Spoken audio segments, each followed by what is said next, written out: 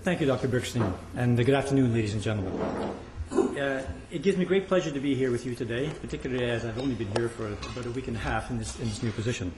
And thank you for accepting the invitation to today's seminar.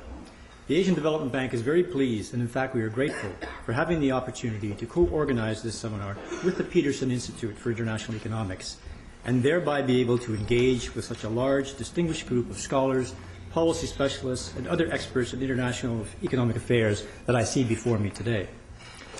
The Asian Development Bank has been cooperating with governments, business, and citizens across the Asia and Pacific region for 42 years, investing in their national and regional programs for economic and social development.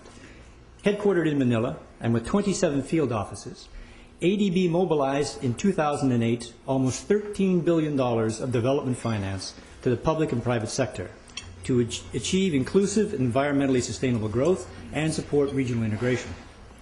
In 2009, exceptional assistance to address priority needs in the most crisis-affected poor countries could increase our resources mobilized to over $20 billion. The ADB is owned by 67 members, 48 in the region, and 19 non-regional members. The United States, along with Japan, is a co-leading and founding shareholder in ADB.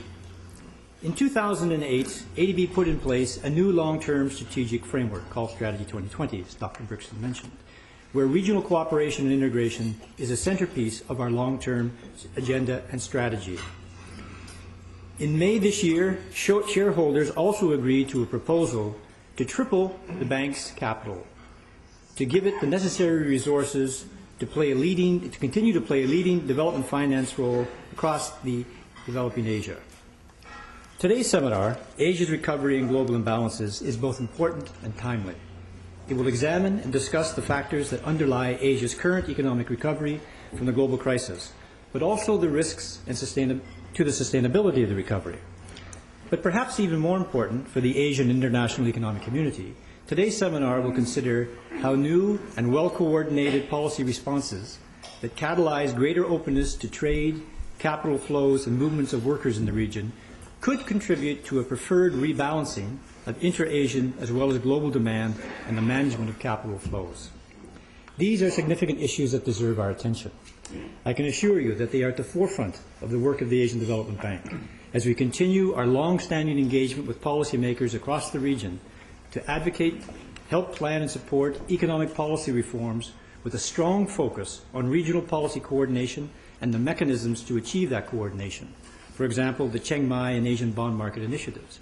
And we will continue to invest heavily in regional economic infrastructure that exploits the opportunities that are brought about through those policy reforms. Ladies and gentlemen, given today's uncertain global economic environment, all of us are seeking sound interpretation of current trends, clarity of thinking, and deeper insights, and what they may foreshadow for tomorrow's international economy. And here, today, we are indeed fortunate. With us is my colleague, Dr. Jong-Wha Lee, ADB's Chief Economist and Head of Office of Regional Economic Integration, who will make a presentation on Asia's recovery and global imbalances. Since joining ADB a few years ago, Dr. Lee has achieved a unique synergy between the bank's economics and policy research and strategies for building regional cooperation and integration. Dr. Lee's presentation will draw on the latest findings of ADB's economic research programs and engagement with policymakers in the region. That larger work is set out in the update of the Asian Development Outlook 2009, which is available online at adb.org. I encourage all of you to examine and study that work, as well as all the other development research and policy studies prepared by ADB and used by policymakers across the region. Let me close by saying how pleased ADB is to be able to partner with the Peterson Institute today, and let me assure Dr. Bergstein and his colleagues that we look forward to continuing and strengthening this partnership over the years. With these few remarks, I would now like to invite my distinguished colleague, Dr. Lee, to make his presentation. Dr. Lee.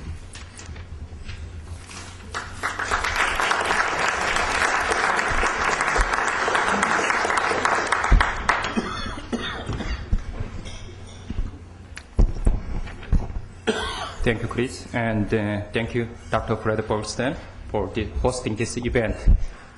Distinguished guests, ladies and gentlemen, this is my great pleasure to to make a presentation on the Asia's recovery and the global imbalances. I think the topic of this seminar is very timely because currently Asian countries is leading the recovery from the global slowdown. But the question is we need to be a little bit forward-looking, what kind of role Asia can play for the global, not just global recovery, but in the long-term sustained growth for the global economies. And also same time, Asian countries' current issue is how to build our own resilience against future economic shocks, which may come from not only from the global economy, but also from ourselves. So today, I would like to focus on the economic prospect for developing Asia. Developing Asia is the Asian countries, excluding Japan. And I would like to also describe the role of the Asia in the global imbalances. And I would like to go to some policy prescriptions on how Asian countries can rebalance its sources of the growth, then how to contribute to correct for the global imbalances. And finally, I would like to discuss how global and regional corporations can contribute to preventing the future crisis for the Asian countries. ADB has just updated our projection for the G3 economies, that's the United States, Eurozone, and Japan. Since our March forecast in the Asian Development Outlook 2009, global economic conditions have actually worsened. And so what I'm saying is when we made the projections around the March, we didn't see, this Asian, the G3 economies will become the worsened as current situations. So it's clearly this is the worst global recession since World War II. Our forecast is just summarized here, but you can read more from our Asian Development Outlook update. But our forecast is in general consistent with the forecast made by the International Monetary Fund at this moment. But most of the developing countries also suffered this year too, but the region has proven more resilient than we earlier thought. Economic expansion for developing Asia is continuing. This chart is summarizing that. Now we project Asian countries to grow at 3.9%. This is a little bit higher than we originally forecast in the March. And next year, on aggregate, developing Asia is forecasted to grow at 6.4%. This is 0.4% higher than our original forecast. So overall, it is becoming very clear that the developing Asia is set to emerge from the global slump ahead of the rest of the world, including industrialized countries. Asia is leading the recovery from the global recession. So the question is, what made this faster recovery for Asian countries? I can just list three reasons. First, fiscal stimulus and easy monetary policies proved very effective in keeping regional growth moving ahead.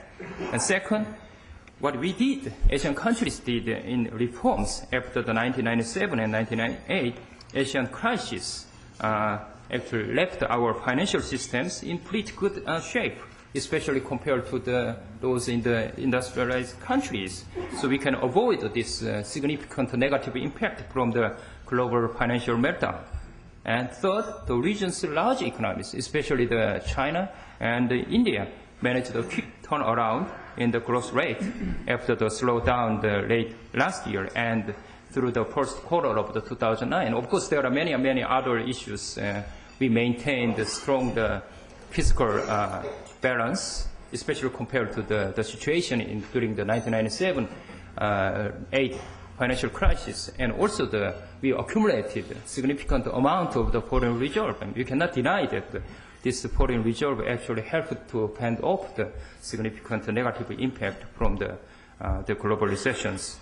But I cannot go to the details of our forecast, but I should mention that actually across the Asian countries is quite diverse. Especially the countries in the region is much larger size, such as China, India, and Indonesia, have all been relatively managed well. I mean, this is, of course, I mean, it has a significant fraction of the domestic demand, but also the fiscal and monetary policy expansions played a more important role to giving the boost of the economies. But if you look at the smaller economies, especially the more open countries, such as the Hong Kong, China, Malaysia, and Singapore, have been suffering significant recessions this year. But next year, many countries will show the faster recovery, as I said. The question is whether the recovery will be sustained in the 2010, perhaps or beyond the 2010. There is general optimism about developing Asia's prospect. Our forecast is also relatively optimistic if you look at it in that way. But the outlook is still remain uncertain. Especially, I mean, there are downside risks which may come from this protracted global slowdown. This will delay the region's full recovery. Our forecast clearly shows that the next year's aggregate GDP growth for developing Asia is only 6.4%. So if you look at the Asian countries, it's very significantly high. But from the Asian perspective, it's quite low, because between 2003 and 2007, it was almost between 9 and 10%. So clearly, we cannot revert to the potential full GDP growth without the substantial global recovery. It's clearly Asian countries still depend on the demand for our own export from the G3 economies.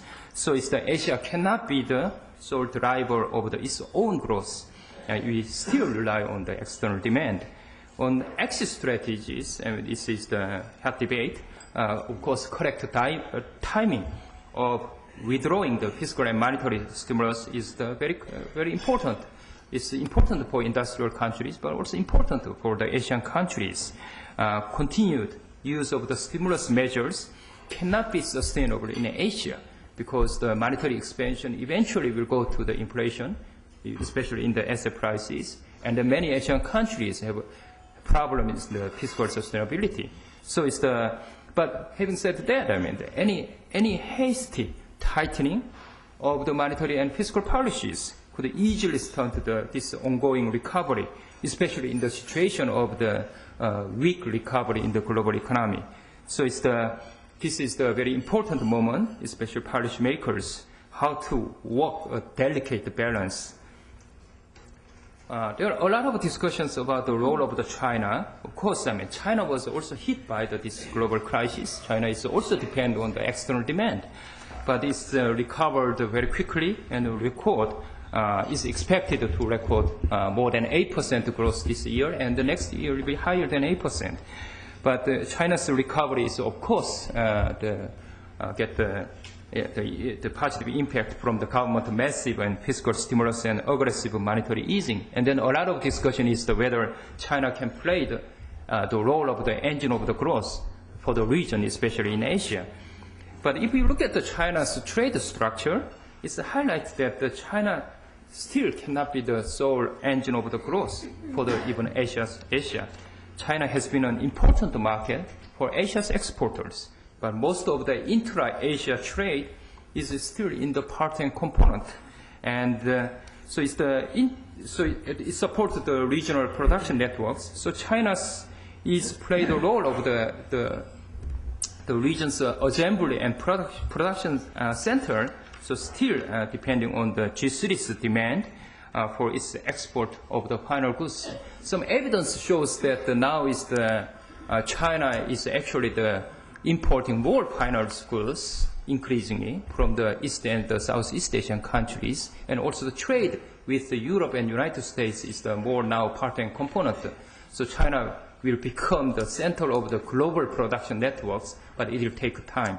So currently, we cannot really say that China alone can provide enough demand for the rest of the Asia.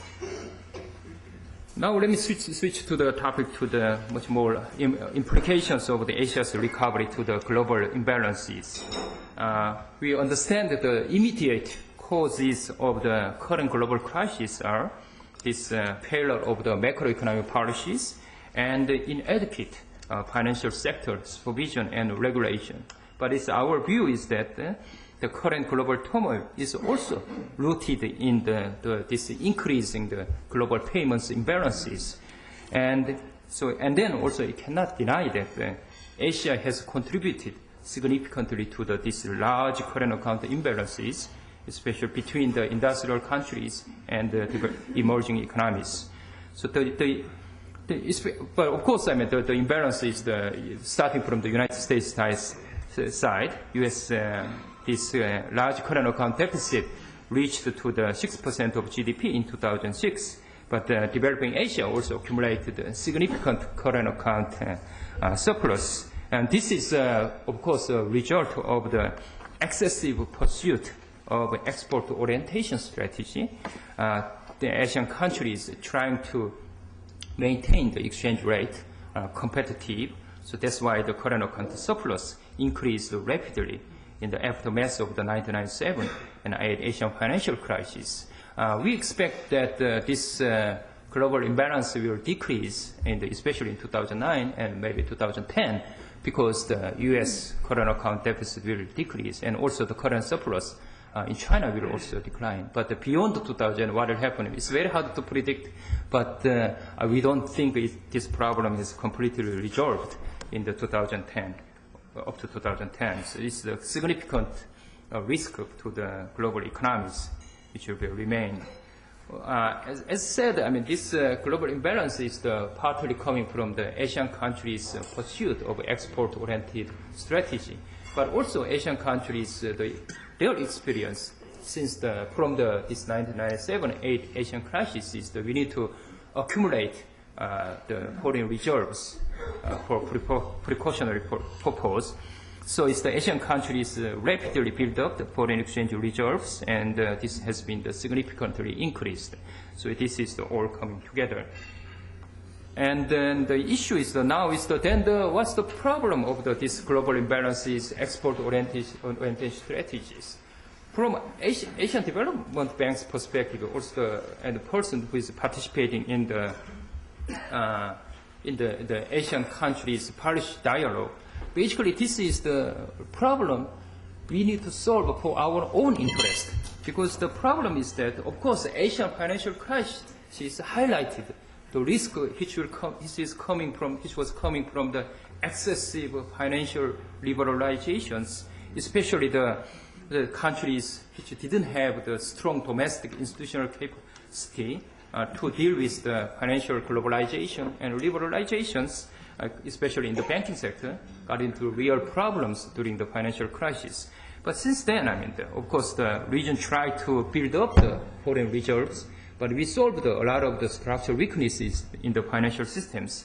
But the problem is that this is the export-oriented strategy actually made Asian countries too much open in the goods and services. So this clearly, although there was a lot of discussion about the decoupling, in reality, Asian countries is not decoupled from the industrialized countries. And then once the global economy got into the recessions, actually this trade linkage worked very heavily, negatively to the Asian countries. You can see especially the fourth quarter of the 2008 and then first quarter of the 2009 Asian countries, especially those completely open to the global markets, hit very heavily. So this is getting into the issue of how to manage the globalization, but also we need to address the geographically unbalanced structure of the Asia's openness in trade and capital, as well as the labor flows. So what are the challenges and solutions? Of course, I mean, we all understand that the current global crisis requires global solutions. And there are a lot of papers, especially produced by the senior fellows in the Peterson Institute. But also the Asian countries, from our perspective, you are very willing to contribute to the quick resolution of the crisis and to reform these existing institutions and perhaps building up the new institutions to avert future crises. So it's of course, from our perspective, new global framework should include appropriate changes in governance that reflect the increased influence of emerging Asian economies. So we welcome these initiatives coming from the G20 now G20 will become the premier global institutions, which has reflected more Asian countries' view in these frameworks.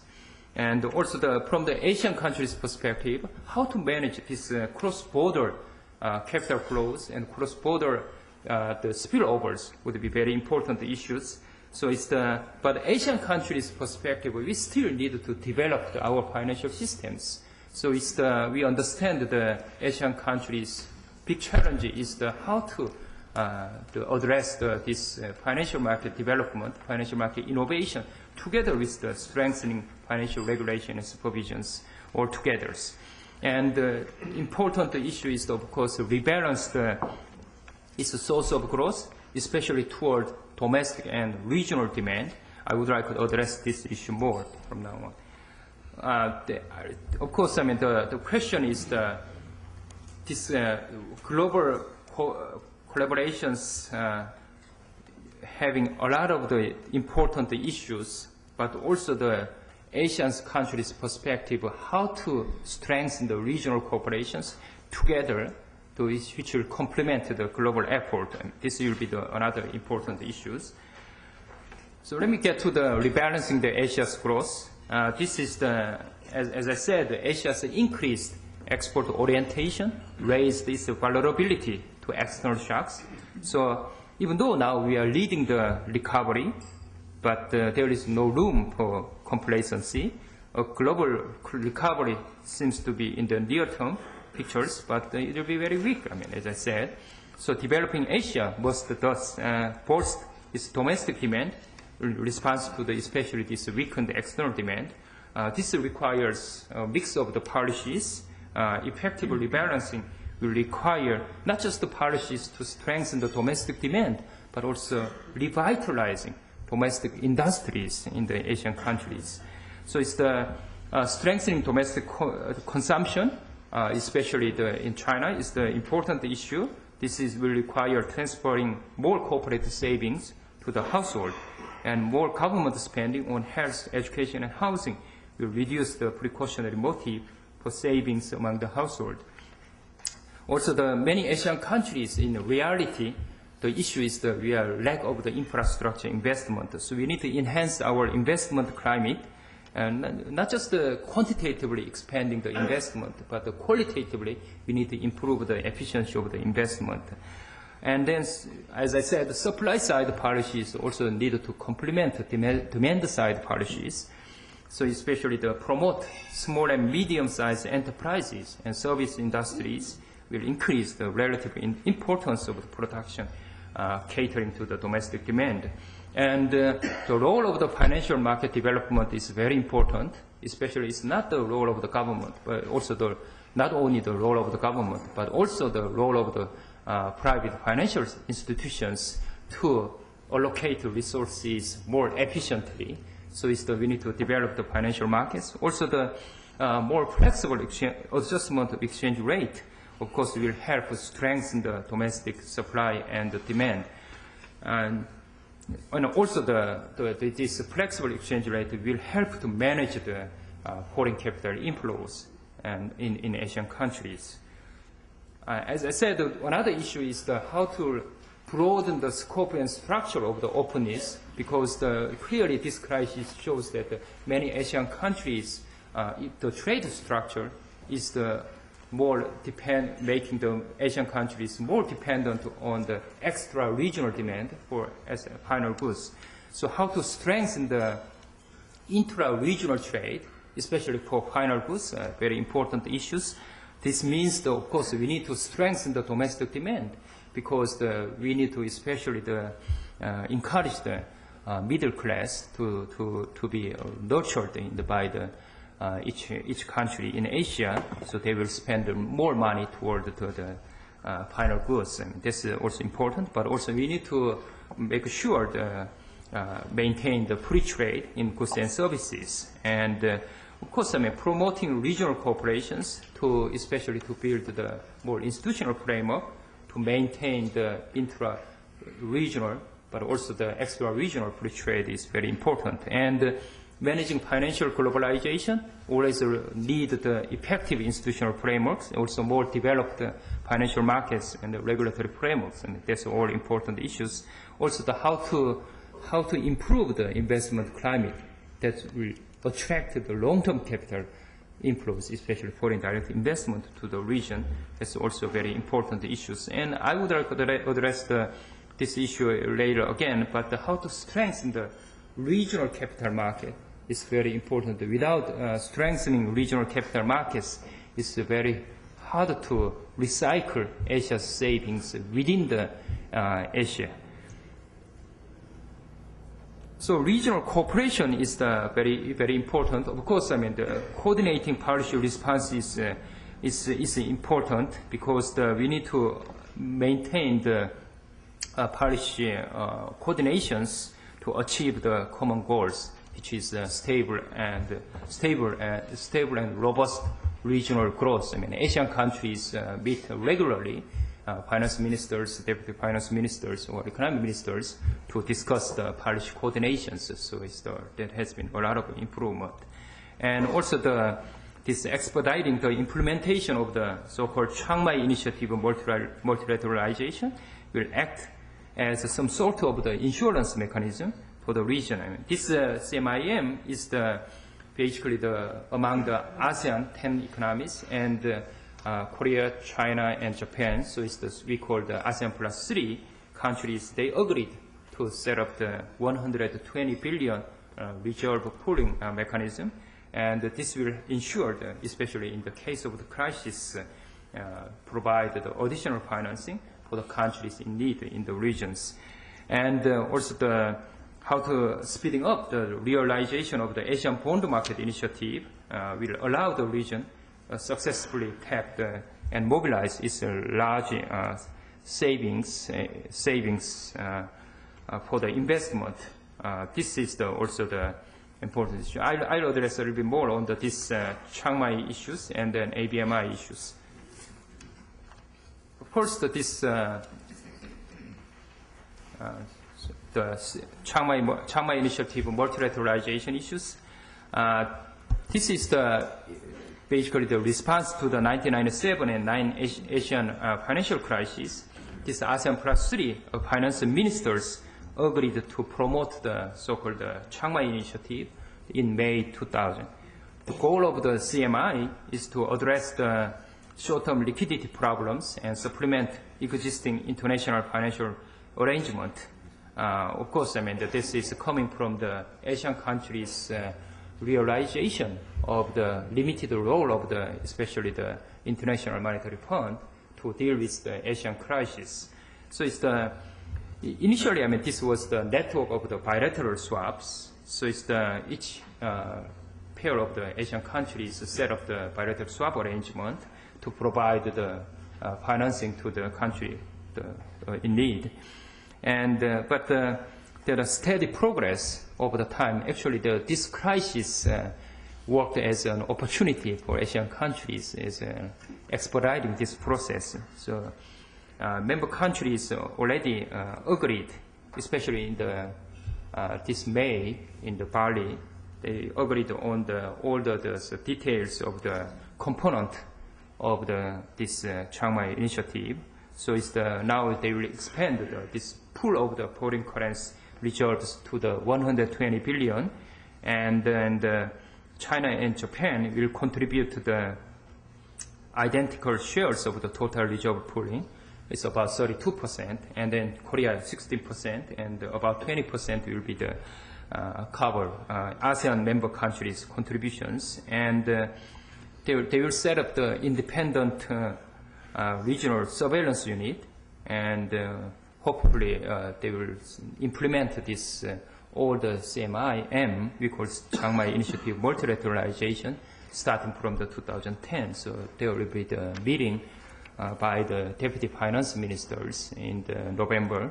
So they will basically hopefully they're trying to sign the legal contract there. And there are a lot of different issues like the voting right, decision-making rules, and then currently this mechanism is if you, for example, one individual countries hypothetically come to this CMIM to get the additional financing during the crisis, their 20% will be automatically disbursed, but the 80% will be linked to the IMF program, so the country should go to the IMF program to get the additional 80%. Of course, I mean, their borrowing limit is beyond their quota, because especially smaller countries can borrow more from this CMIM. But basically what I'm saying is the current structure is not really replacing the IMF's role in the region. But the reality is the region we set up this is not many Asian countries will come to the IMF, even though they got into the crisis, because they think they had the experience during the Asian financial crisis was not very good. So we need to deal with this crisis by setting up our own mechanism. But having said that, I mean, this mechanism is intended to complement international frameworks, not substituting for the international frameworks. And this Asian bond market initiative is especially this. There are several initiatives, like we call ASEAN Bond Markets Initiative. There is also Asian Bond Fund, but Asian Bond Market Initiative is more likely dealing with improving the infrastructure side. So trying to develop the efficient and liquid local currency bond market. So basically the issue is that this bond should be issued in the local currency. It's not in the international currency. It's not in the US dollars. Why? I mean, the question is during the crisis period, but also even the current global crisis, emphasize that the risk is coming from the so-called double mismatch problems, because Asian countries need to borrow the money in the US dollars and perhaps at the short-term basis. But this is operated in within the domestic economy in the local currency. And then once you got into the liquidity problems, you cannot really pay this international currency loans. I mean, so it's how to Asian countries to develop the local currency denominated capital market is very important, because if Asian countries successfully issue the debt in their local currency, they will actually reduce their reliance on the international borrowing. So and then perhaps they don't need to accumulate unnecessarily large foreign reserves, because this will help. I mean, they will attract the regional reserves, which is quite excessive, to the Asian countries. It's very more freely. So this ABMI or Asian Bond Fund will facilitate especially the rechanneling of Asia's savings within the Asian economies. And also it will help to developing the Asian capital market, will complement the role of the banking sector. So it's very important initiatives. And there are a lot of the different the working groups is under this ABMI. You can get the more detailed information from the ADB website. Okay, let me just stop here, but let me just deliver the key messages again. I mean, Asia is leading this global recovery, as we are managed to recover very fast, especially compared to the other regions. But there are still downside risks. So our view is especially the risk is coming from the protracted global slowdown, and maybe this time the exit strategy. So still we think Asian countries need to maintain stimulus packages, but we need to prepare for the exit strategies, which could be implemented in the right timing. And especially in the midterm and long term, how to rebalance the source of growth is very important issues. We are not really saying the Asian countries retract from its openness or export orientations. What we're saying is that they need to rebalance. They need to balance these openness structures. And to achieve that, especially the Asian countries' perspective, to build up their resilience, important thing is the regional and the global cooperations. So let me stop here. Thank you very much for your listening.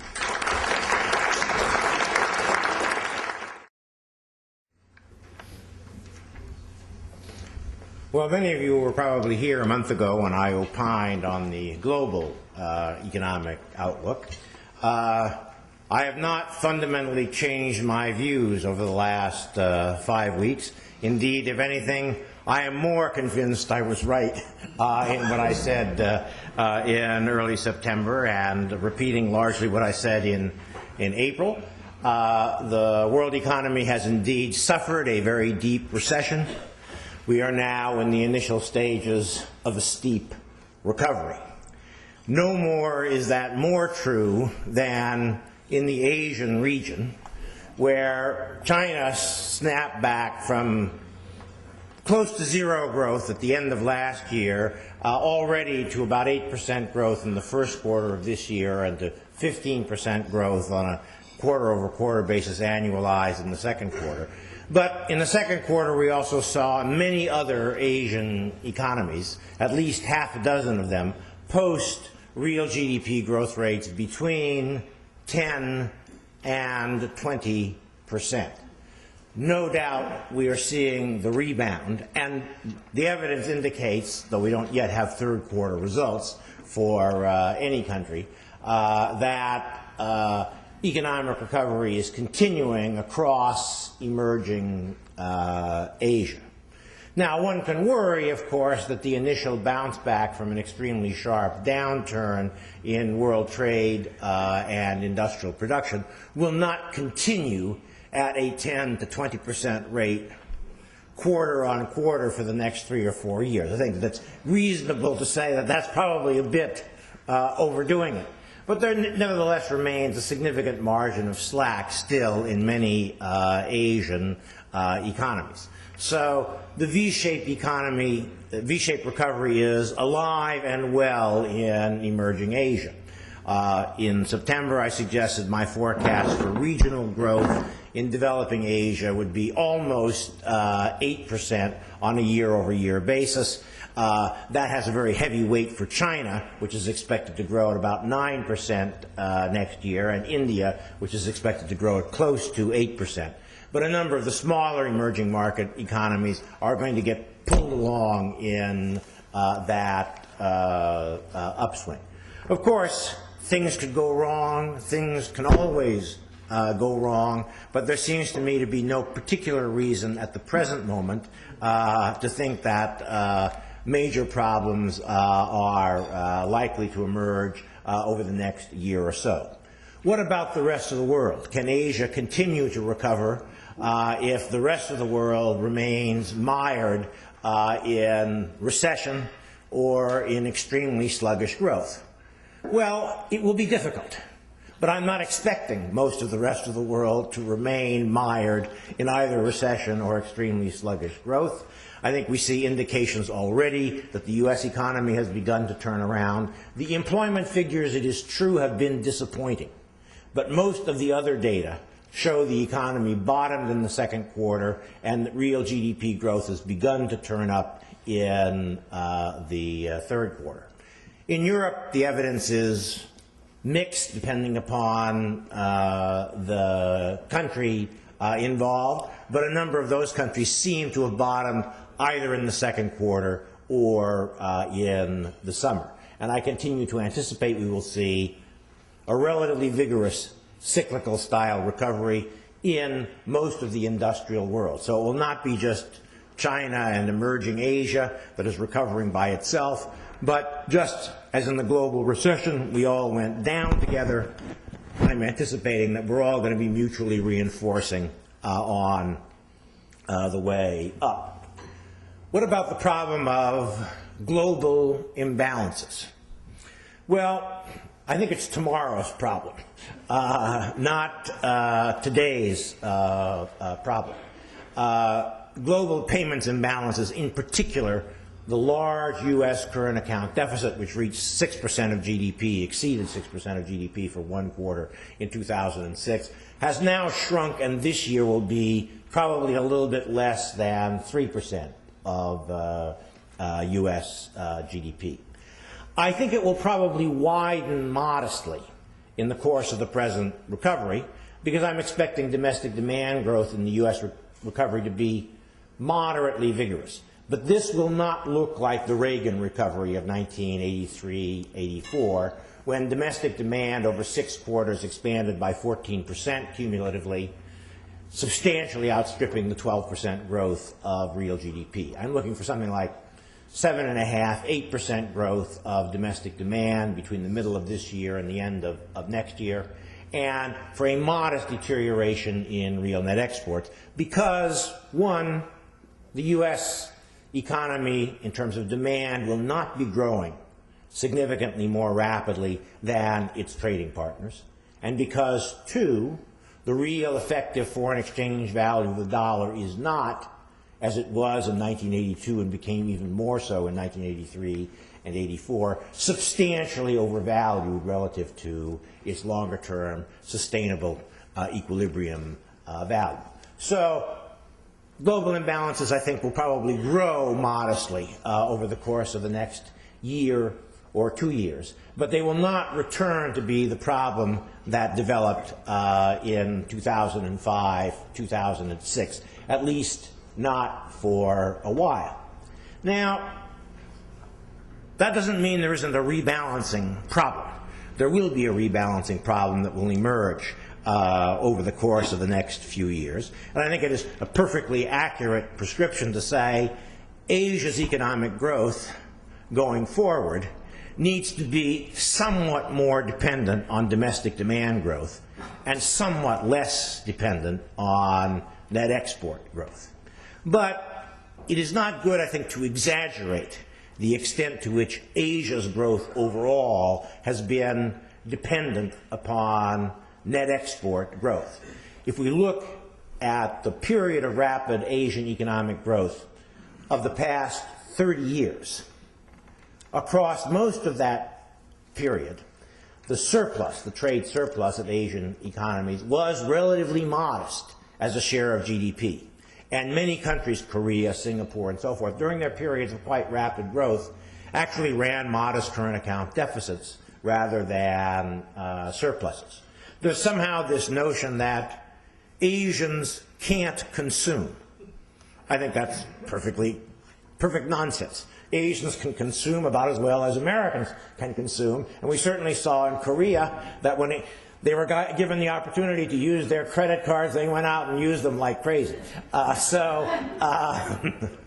I'm not pessimistic that stronger growth based on stronger growth of domestic demand is fundamentally an impossibility in Asia. Economic policies need to operate a little bit more in the direction of supporting that outcome by not seeking to maintain exchange rates that are artificially undervalued on a long-term sustained basis. But I don't think we should have any grave fears that Asians are unprepared to consume the products that they produce, and indeed some of the products that we produce as well. So, in conclusion, the worm has turned. The global economy is in recovery mode. We should enjoy it.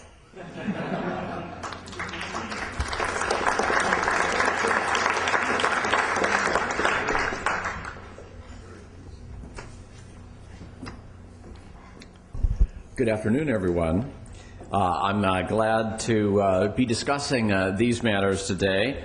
In my remarks, I'll expand upon Dr. Lee's comments about regional cooperation in East Asia. I have essentially 3 points to make.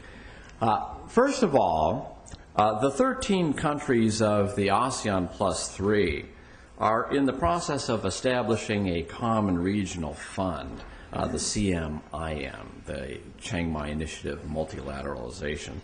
Its ramifications are potentially far-reaching, and the United States and the rest of the world should pay closer attention than they have so far. Second point is that this common regional fund is part of a multi-dimensional strategy of states in the region to defend against crises and should be seen in this larger context. And third, I think we need clearer rules and guidelines for how regional financial facilities such as this should relate to the multilateral system. So let me develop each of these points in turn, spending about roughly 2 minutes on each one. Over the course of the last decade, as Dr. Lee has said, ASEAN Plus 3 has developed a network of bilateral swap arrangements called the CMI.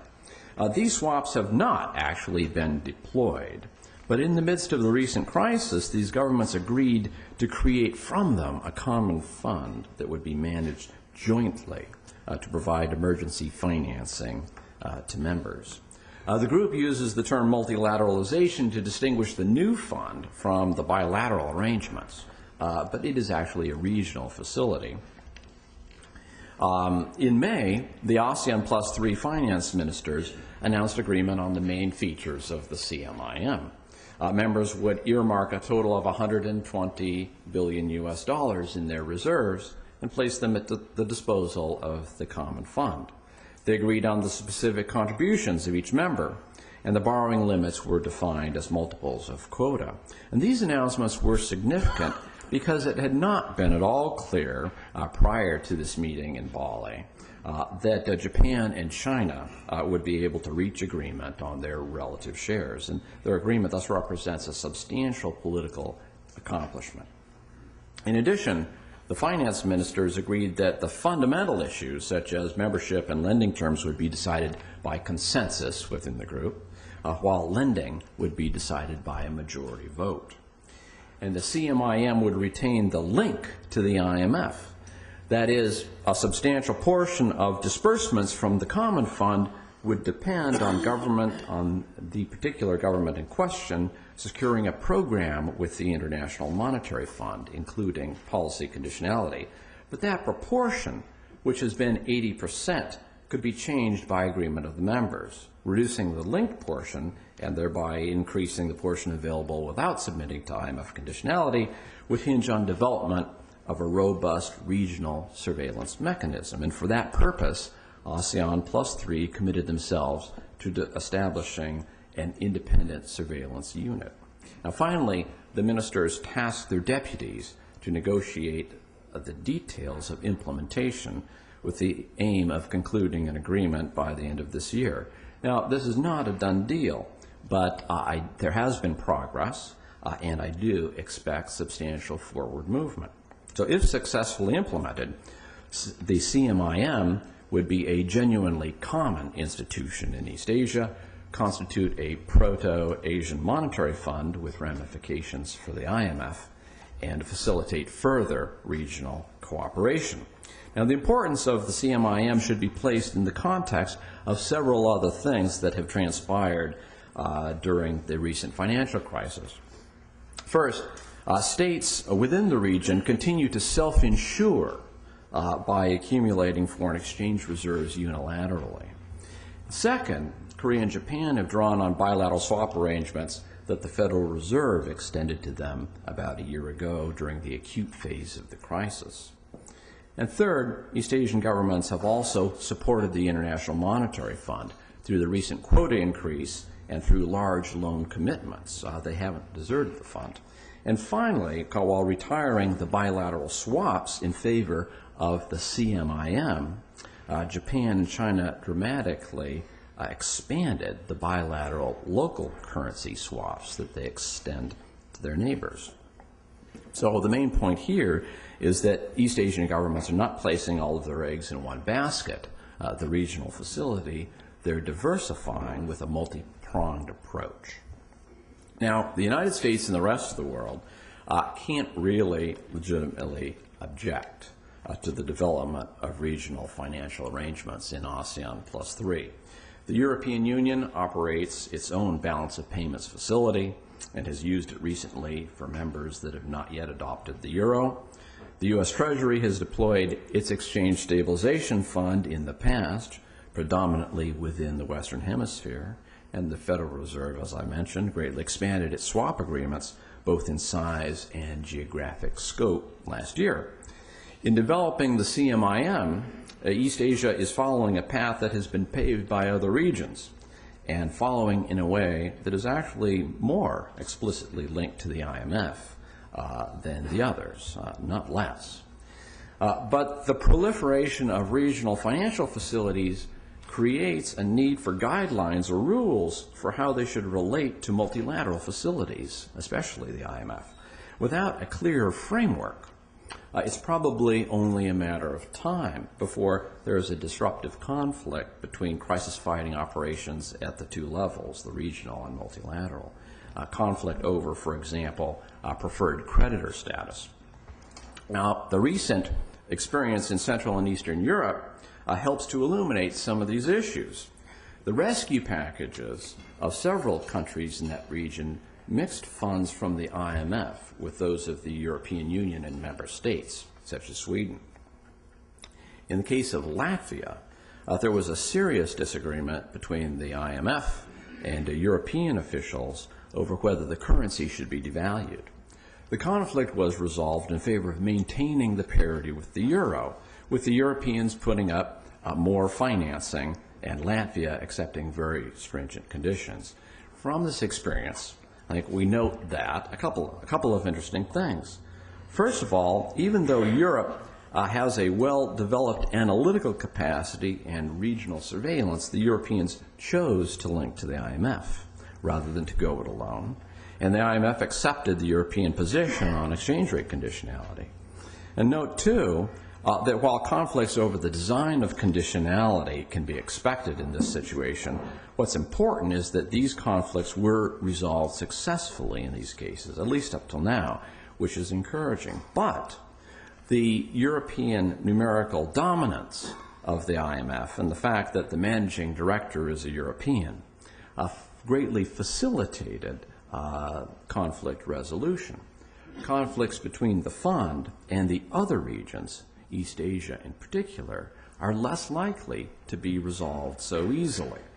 So, rather than cobbling together consultation mechanisms in an ad hoc fashion during crises, I think we need to work out the relationship among the IMF, regional facilities, and bilateral arrangements in advance. The members of the IMF should agree, first of all, to submit all of their regional financial arrangements to the executive board for review. They should agree on which level has preferred creditor status and agree that regional facilities be at least as transparent as the fund and apply their own conditionality as appropriate if they do not actually link to fund programs. Now, finally, the fund's creation of the flexible credit line offers an opportunity for synergy, I think, between the CMIM and the IMF. For qualifying countries, the FCL offers substantial financing for crisis prevention or resolution without standard conditionality. ASEAN Plus 3 could make qualification for the FCL sufficient to qualify for activation of the CMIM. For ASEAN Plus 3, this could be especially helpful during the transition to a more robust surveillance regime within the region, and for the IMF, this would make the new facility, the FCL, more attractive in East Asia. So let me leave my comments at that. Thank you very much, and I look forward to our discussion.